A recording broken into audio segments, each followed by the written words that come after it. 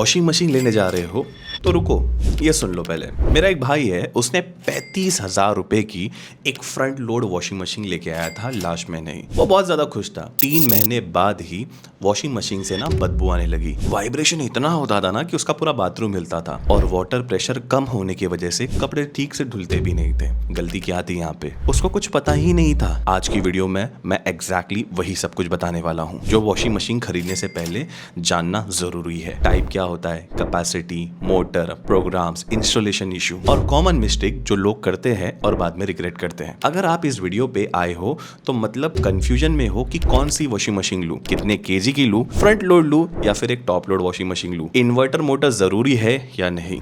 मैं यहाँ पर किसी ब्रांड को प्रमोट नहीं करने वाला हूँ, सिर्फ यहाँ पर टेक्निकल फीचर्स को ही एक्सप्लेन करूंगा, रियल लाइफ सिनेरियो से आपको बताऊंगा और आपकी डिसीजन मेकिंग यहाँ पर सिंपल करने वाला हूँ। क्योंकि वॉशिंग मशीन एक इन्वेस्टमेंट है 15,000 से 60,000 रुपए तक। यहाँ पर अगर गलत चॉइस करोगे ना तो नेक्स्ट 5 से 7 साल तक आप रिग्रेट करोगे। वीडियो एंड तक देखना, क्योंकि लास्ट में मैंने एक सिंपल चीट शीट दी है जो आपका डिसीजन मेकिंग इजी करने वाली है। पहले चलते हैं यहाँ पे टाइप ऑफ वॉशिंग मशीन। तो सबसे पहले आती है सेमी ऑटोमेटिक। इसमें आपको 2 टब्स देखने मिलेंगे, एक वॉशिंग के लिए, एक स्पिनिंग के लिए। आपको मैन्युअली ना एक टब से कपड़े निकाल के दूसरे टब में शिफ्ट करने पड़ते हैं। इसका एडवांटेज क्या है कि ये बहुत कम पावर कंजम्पशन लेती है, इन्वर्टर पे भी चल जाएगी क्योंकि इसकी वोल्टेज ही इतनी कम है, और ये 7 से 12,000 रुपए में मिल जाती है। और इसका मेंटेनेंस भी बहुत सस्ता है, मतलब कोई पार्ट खराब भी हुआ ना तो बहुत चीपली वो रिप्लेस हो जाएगा, और इसको तुम रफली भी हैंडल करते हो तो ये अच्छे से चलेगी। इसका डिसएडवांटेज क्या है कि इसमें तुमको मैनुअल एफर्ट है, एक टब से दूसरे टब में शिफ्ट करना। स्पिन टब छोटा होता है तो बेडशीट के लिए तुम बार बार इसको यूज नहीं कर सकते, और डिटर्जेंट वेस्टेज यहाँ पर ज्यादा होता है। कौन बाय कर सकता है इसको? अगर तुम टियर 2 या टियर 3 सिटीज में रहते हो जहां पर बहुत ज्यादा पावर कट होता है, जहां पर इन्वर्टर के साथ कनेक्ट करने की जरूरत होती है, या फिर एक जॉइंट फैमिली है, या फिर बजट तुम्हारा टाइट है,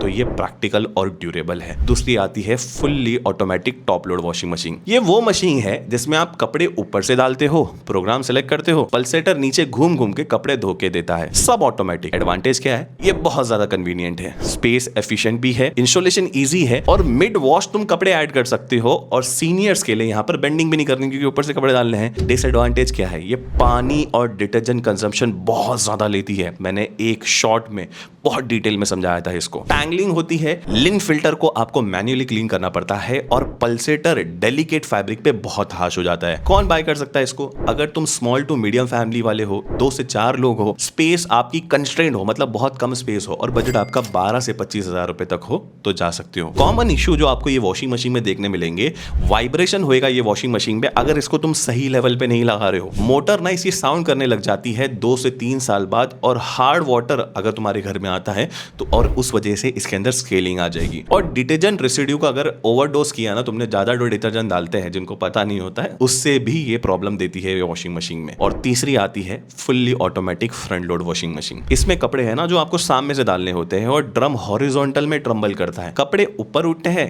गिरते हैं, और जेंटल वॉश होता है। यहाँ पर एडवांटेज क्या है? 40 से 50% ये कम पानी लेते हैं। अगेन मैंने वो शॉर्ट में बहुत डिटेली बताया है, और अगर कम पानी ले रही है तो डिटर्जेंट भी कम लेगी। डेलिकेट फैब्रिक के लिए एकदम बेस्ट होती है। स्टेन रिमूवल यहाँ पर बेटर होने वाला है, और हीटर और आपको स्टीम वॉश जैसे फीचर भी इसके अंदर देखने मिल जाएंगे, और ये आवाज भी बहुत कम करती है। इसकी जो प्राइस है ना, ये स्टार्ट ही होती है 22,000 रुपए से। ये एक डिसएडवांटेज है, नीचे झुकना पड़ता है कपड़े डालने के लिए, और मिड वॉश ऐड नहीं कर सकते तुम कपड़े। ड्रेनेज हाइट आपको देनी पड़ेगी 2 से 3 फीट, और सर्विस कॉस्ट भी इसका एक्सपेंसिव है। बदबू और फंगस हो जाएगी ये वॉशिंग मशीन में अगर तुमने डोर की जो सील है उसको रेगुलरली ड्राई या क्लीन नहीं करा। कौन बाय कर सकता है इसको? अगर तुम कपल हो, स्मॉल फैमिली से हो, जहां वाटर कंजर्वेशन इंपॉर्टेंट है, डेलिकेट फैब्रिक है, अगेन ये कपड़े बहुत अच्छे धुल के देती है, और तुम्हारा बजट अगर 25,000 या 22,000 के ऊपर हो तो काफी बढ़िया ऑप्शन है। और चौथा यहाँ पर एक ऑप्शन और देखने मिलता है जो आज के टाइम पे बहुत सारे लोगों को चाहिए होता है, वो है वॉशर और ड्रायर का कॉम्बो। ये वॉशिंग भी करती है और ड्राइंग भी। बहुत ज्यादा कन्वीनियंट साउंड करता है ना भाई, तो इसकी बट एक चीज समझनी पड़ेगी, मानसून में अगर बारिश ज्यादा होती है, जैसे मुंबई में रहते हो, तो भाई बाहर कपड़े सुखा नहीं सकते हो, बालकनी नहीं है तो यूजफुल है, और स्पेस सेविंग भी है। बट ये बहुत एक्सपेंसिव है। 35,000 रुपए से स्टार्ट होती है ये वॉशिंग मशीन। ड्राइंग कैपेसिटी हमेशा वॉशिंग से कम ही होगी। सपोज एक 8 kg की कैपेसिटी वाली ले रहे हो तो उसमें 5 kg की ड्राइंग कैपेसिटी होती है, और साथ ही साथ ये पावर भी बहुत ज्यादा लेती है। और इंडियन क्लाइमेट में तो भाई धूप आती है बहुत जगह पे, मोस्टली हर एरिया में धूप आती है, तो मेरे को लगता है कि ये अननेसेसरी वाला ऑप्शन है। यहाँ पर कौन बाय कर सकता है इसको? अगर तुम मेट्रो सिटीज में रहते हो या फिर ह्यूमिड क्लाइमेट है या फिर बालकनी नहीं है और तुम्हारा बजट हाई है तो लो, वरना स्किप भी कर सकते हो। अब आते हैं सबसे इंपॉर्टेंट चीज, सबसे कंफ्यूजिंग टॉपिक, वो है कैपेसिटी का मतलब। बहुत सारे लोग तो भाई कैपेसिटी है, आसान है, बट ये सबसे कंफ्यूजिंग टॉपिक है। कैपेसिटी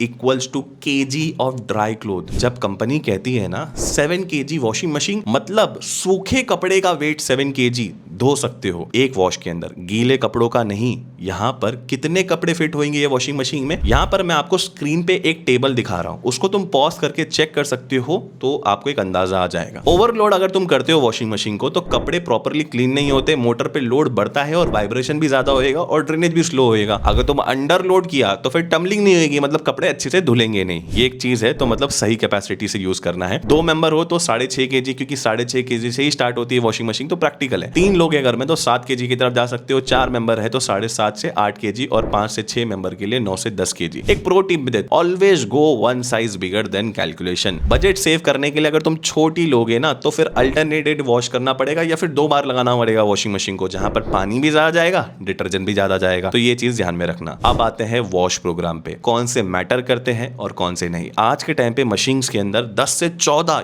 कोई वॉशिंग मशीन में 21 वॉश प्रोग्राम होते हैं। सच ये है कि आप उसमें रेगुलरली 3 या 4 ही रेगुलरली यूज करने वाले हो। आपके घर पे वॉशिंग मशीन होगी, कितने यूज करते हो आप कमेंट सेक्शन में बता सकते हो। तो प्रोग्राम जो एक्चुअली मैटर करते हैं वो है नॉर्मल या डेली वॉश, जहां पर डिफॉल्ट प्रोग्राम होता है 40 से 60 मिनट का रन टाइम होता है। Regular cotton, jeans, T shirt के लिए बेस्ट होता है। क्विक वॉश भी अच्छा होता है, जहां पर 15 से 30 मिनट चलती है वॉशिंग मशीन। लाइटली अगर सॉइल्ड कपड़े हैं, मतलब थोड़े ही गंदे हैं, ज्यादा उसको क्लीन करने की जरूरत नहीं है, तो उसको यूज कर सकते हो। अगर तुमने हैवी गंदे पकड़ के उसको भाई लॉन्ग वॉश में कर दिया तो भाई कपड़े वहां पर डैमेज भी होते हैं। हैवी और इंटेंसिव, अगर ज्यादा ही गंदे कपड़े हैं तो यहाँ पर आप 70 से 90 मिनट का साइकिल लगा सकते हो, जहां पर जीन्स डाल रहे हो, बेडशीट डाल रहे हो, हैवी सॉइल कपड़ों के लिए एकदम बेस्ट है। डेलिकेट, जहां पर स्लो एक्शन चाहिए, जहां पर सिल्क का कोई कपड़ा डाल रहे हो, इनर वेयर है, वुलन के लिए। फ्रंट लोड में ये बहुत ज्यादा यूजफुल है। टॉप लोड में ये लिमिटेड इफेक्ट रहेगा, क्योंकि टॉप लोड में इतने अच्छे से नहीं होता, पल्सेटर की वजह से डेलिकेट फैब्रिक के लिए इतना अच्छा नहीं है। इनफैक्ट अगर उसमें प्रोग्राम में डेलिकेटेड वाला प्रोग्राम दिया भी है तो। रिंस प्लस स्पिन, सिर्फ रिंसिंग और स्पिनिंग के लिए। डिटर्जेंट रेसिड्यू को ये रिमूव करने के लिए एक एक्स्ट्रा साइकिल लेता है, जिससे जो आपके कपड़ों में जो डिटर्जेंट रह जाता है, जो ज्यादा एक्सेस पानी है, उसको वो निकाल देता है। प्रोग्राम जो मोस्टली गिमिकी है, एक चीज इको मोड आपको बहुत सारे वॉशिंग मशीन में दिखने मिल जाएगा, ये मेरे को लगता है गिमिकी वाला चीज है। स्टीम वॉश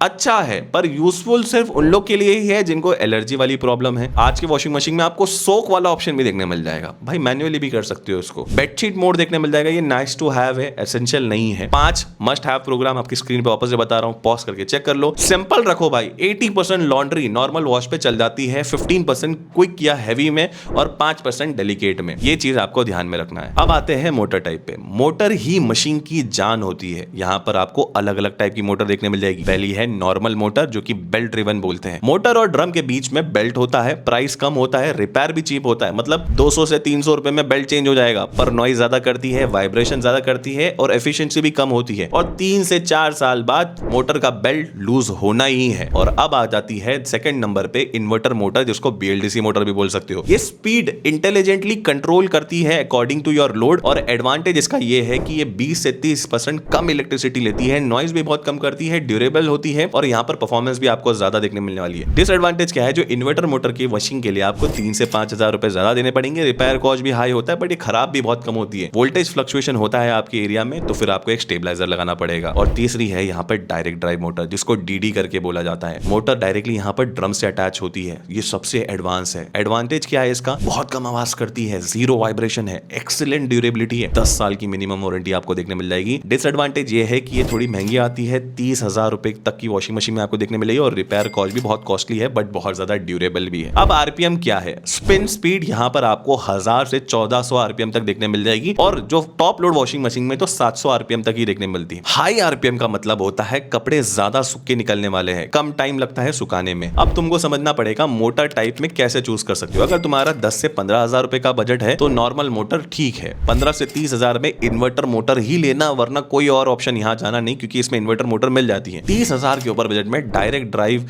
ही लो, क्योंकि ये प्रीमियम एक्सपीरियंस आपको देने वाली है। एक एग्जांपल से समझाता हूँ, एक इन्वर्टर मोटर वाली मशीन 4 से 5 साल बाद भी साइलेंट चलती है, जबकि एक नॉर्मल मोटर 2 साल बाद ही साउंड देने लग जाती है। पांचवा पैरामीटर है यहाँ पर ड्रम वर्सेस पल्सेटर। अब बहुत सारे लोग ने सोचा होगा कि ड्रम का क्या टाइप होता है, पल्सेटर क्या होता है। सबसे पहले तो ये समझो पल्सेटर होता क्या है। जब भी तुम एक सेमी ऑटोमेटिक मशीन या फिर top load fully automatic machine को खोलोगे तो नीचे एक गोल कोन शेप डिस्क दिखेगी, यही है पल्सेटर। ये डिस्क तेजी से लेफ्ट या राइट घूमता है, जैसे पानी में ना भाई सर्कुलर वेव बनती है। इमेजिन करो कि जैसे कोई चर्निंग एक्शन हो रहा है। इसमें कपड़े पानी के साथ ऊपर नीचे आगे पीछे मूव करते हैं। ये डिजाइन पुराना जरूर है लेकिन बहुत ही रिलायबल है, बजट में बेस्ट ऑप्शन है और डेलिकेट कपड़ों के लिए भी सेव रहता है क्योंकि कोई रबिंग एक्शन नहीं होता इसके अंदर। सेकंड है यहाँ पर ड्रम वॉशिंग मशीन, ये मॉडर्न चैंपियन में बोलूंगा। अब देखो ड्रम टाइप, इसमें एक सिलेंड्रिकल ड्रम होता है जो हॉरिजॉन्टली और वर्टिकली घूमता है। जब ड्रम घूमता है कपड़े ऊपर उठते हैं और फिर ग्रेविटी की वजह से नीचे गिरते हैं, और पानी में भी इसको ट्रम्बलिंग एक्शन कहते हैं। ये एक्शन बार बार होता है और स्टबन स्टेन और डर्ट अच्छे से निकल जाते हैं। फ्रंट लोड वॉशिंग मशीन में ड्रम हॉरिजॉन्टल होता है तो पानी बहुत कम लगता है। टॉप लोड में ड्रम वर्टिकल होता है तो थोड़ा ज्यादा पानी यूज होता है, लेकिन लोडिंग अनलोडिंग ज्यादा इजी है। ड्रम मशीन में कपड़े को ट्रीट करने का तरीका बहुत साइंटिफिक है, जेंटल है लेकिन पावरफुल भी है। और तीसरे आते हैं हाइब्रिड वॉशिंग मशीन। अब आते हैं सबसे इंटरेस्टिंग टाइप, हाइब्रिड या फिर इंपेलर विद ड्रम कॉम्बिनेशन। ये मॉडर्न इनोवेशन है जहां पर मैन्युफैक्चरर ने दोनों टेक्नोलॉजी कंबाइन कर दी है। इसमें एक लो प्रोफाइल इंपेलर या फिर मॉडिफाइड पल्सेटर होता है और ड्रम के सेंटर में। ये design top load drum machine में ज्यादा मिलती है आपको, ये भी काफी ज्यादा अच्छी होती है। अब आते हैं की फीचर्स जो बहुत ज्यादा इंपॉर्टेंट होते हैं वॉशिंग मशीन सेलेक्ट करने से पहले। स्टेनलेस स्टील ड्रम ही लेना चाहिए आपको एक वॉशिंग मशीन में। प्लास्टिक टब वाला ड्रम होएगा ना तो 5 से 7 साल में आपको वो क्रैक दे देगा, और जो स्टील की लाइफ है वो 10 से 15 साल है। हीटर तुमको वॉशिंग मशीन में मिल रहा है तो यूजफुल है अगर तुम्हारे घर पे छोटे बच्चे हैं, एलर्जी प्रॉब्लम है, विंटर में तुमको डीप क्लीनिंग चाहिए। अदरवाइज धूप में तो नेचुरली डिसइंफेक्ट हो ही जाते हैं, और प्लस यहाँ पर इलेक्ट्रिसिटी भी तुम्हारी ज्यादा लगने वाली है। अगर तुम्हारे घर पे हार्ड वाटर आता है, जो कि इंडिया में 70 to 80% एरिया में हार्ड वाटर आता है, तो भाई फिल्टर नहीं लगाओगे ना तो ड्रम में स्केलिंग हो जाएगी, हीटर डैमेज हो जाएगा। और बिल्ट इन या फिर एक्सटर्नल इनलाइन फिल्टर 500 से 1000 रुपए का ये आता है तो लगा ही लो। लिन फिल्टर को हर 4 से 5 वॉश में क्लीन करो, नहीं तो ये ड्रेनेज ब्लॉक कर देता है। ऑटो रिस्टार्ट और पावर कट वाला फीचर जरूर देखना, क्योंकि इंडियन स्पेसिफिक में ये मस्ट हैव है। पावर कट एरिया होता है भाई तो बहुत अच्छे से वापस वहीं से स्टार्ट होती है। और जो फिजियोलॉजिक और जो लोड सेंसर है ये ऑटोमेटिकली ना ऑप्टिमाइज करता है वाटर लेवल को, टाइम को एडजस्ट करता है। ये एक अच्छा नाइस टू हैव फीचर है। और जो चाइल्ड लॉक और जो डिले स्टार्ट ये यूजफुल है बट इतना ज्यादा एसेंशियल नहीं है, ये चीज ध्यान में रखना। इंस्टॉलेशन के यहाँ पर कुछ पॉइंट्स बताने वाला हूँ जो इंस्टॉलेशन के टाइम ध्यान देना जरूरी है। पहले तो आपको एक वाटर इनलेट देना पड़ेगा, डेडिकेटेड टैप चाहिए, नहीं तो फिर तुम प्लम्बर से लगा लो, 500 से 1000 रुपए का खर्चा आएगा। ड्रेनेज हाइट, अगर तुम फ्रंट लोड ले रहे हो तो तुमको 2 से 3 फीट की हाइट चाहिए, क्योंकि ड्रेनेज के लिए, क्योंकि फ्लोर ड्रेन नीचे है, वॉश बेसिन पाइप से तुम कनेक्ट कर लो। वाटर प्रेशर मिनिमम यहाँ पर 0.5 से 1 बार चाहिए। टॉप फ्लोर में प्रॉब्लम होती है तो एक ओवरहेड टैंक लगा लो या फिर तुम एक बूस्टर पंप लगा लो। स्टेबलाइजर, अगर तुम इन्वर्टर या फिर एक डायरेक्ट ड्राइव मोटर ले रहे हो तो ये सेंसिटिव है वोल्टेज फ्लक्चुएशन के लिए। अगर फ्लक्चुएशन ज्यादा होता है तो स्टेबलाइजर लगा लो, 1500 से 2000 रुपए तक ही आता है। और फ्लोर लेवलिंग, जिसको मोस्टली एक अंडररेटेड पॉइंट है, अनइवन फ्लोर पे वाइब्रेशन बहुत होता है। इंस्टॉलेशन टेक्नीशियन से एक स्प्रिंट लेवल चेक करवा लो, एंटी वाइब्रेशन पैड भी लगवा लो। अगर अनइवन है 200 से 300 रुपए तक ही आएगा। अगर फ्रंट लोड वॉशिंग मशीन ले रहे हो ना तो साम में तुमको 90 सेंटीमीटर का क्लियरेंस देना पड़ेगा, वरना डोर खोल ही नहीं पाओगे। ये एक चीज ध्यान में रखना। और लास्ट में जैसे मैंने बोला था कि मैं आपको एक चीट शीट देने वाला हूं, तो स्क्रीन पे मैं यहां पर मेंशन कर रहा हूं, इसको पॉज करके आप अपनी रिक्वायरमेंट के हिसाब से समझ सकते हो। तो दोस्तों ये थी मेरी complete washing machine buying guide 2026। वैसे आपको ये जो प्रोडक्ट टैग सेशन दिख रहा है ना, यहाँ पर मैंने सारी बेस्ट वॉशिंग मशीन को टैग कर दिया, चाहे वो सेमी ऑटोमेटिक हो, टॉप लोड हो या फिर फ्रंट लोड हो। अगर आपको वीडियो हेल्पफुल लगी है तो लाइक करो, सब्सक्राइब करो, बेल आइकन दबाओ और कमेंट में बताओ कि आपकी फैमिली साइज क्या है और कौन से टाइप की आप सोच रहे हो। मैं पर्सनली सजेस्ट कर दूंगा। वीडियो को तुम शेयर भी कर सकते हो उन लोगों के लिए जो वॉशिंग मशीन खरीदने की सोच रहे हैं। दोस्तों मेरा नाम है आमिर, मैं हूं मिस्टर नून। Bye.